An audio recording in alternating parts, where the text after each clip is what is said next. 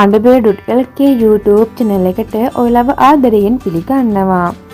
අද අපි ඔයාලට අරගෙන ආවේ ගොඩක් අඩුවට ගන්න පුළුවන් ඉඩමක් පිළිබඳව තමයි.